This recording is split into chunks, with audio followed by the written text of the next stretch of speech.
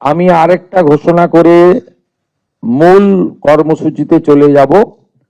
সেটা হলো আমাদের ভারত সরকারের পক্ষ থেকে 14/5/2025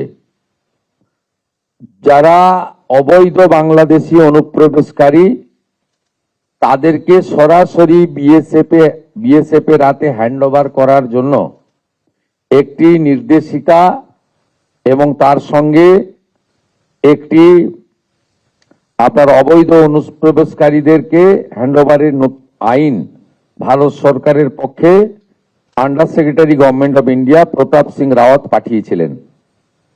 ডেটটা আবার বলি, 14/5/2025, অর্থাৎ কার্যত 1 বছরেরও বেশি আগে।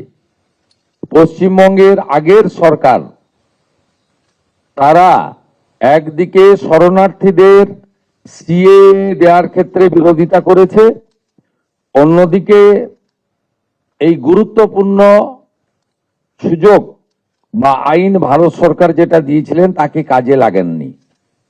আজ থেকে আমরা এই আইন কার্যকর করলাম। এর ফলে সিএ এর অন্তর্ভুক্ত যারা, অর্থাৎ সিএ তে বলা আছে 7টা কমিউনিটি বা ধর্ম পালন করা লোকেরা তারা সিটিজেনশিপ অ্যামেন্ডমেন্ট অ্যাক্টের আওতায় আসবেন এবং তাদেরকে যারা 31/12/2024 পর্যন্ত এসেছেন তাদেরকে কোনো পুলিশ কোথাও হ্যারাসমেন্ট ডিটেন্ট করতে পারবে না। সিএ এর আওতায় যারা নেই তারা হলেন কমপ্লিটলি অবৈধ অনুপ্রবেশকারী ইনফিল্ট্রেটার্স।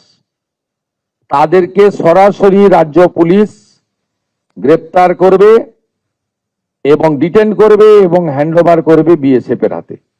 এবং বিএসএফ তারা বিডিআর এর সঙ্গে কথা বলে তাদেরকে ডিপোর্ট করার ব্যবস্থা করবে, অর্থাৎ ডিটেক্ট, ডিলিট, এবারে ডিপোর্ট। এই আইন আজ থেকে কার্যকর হলো।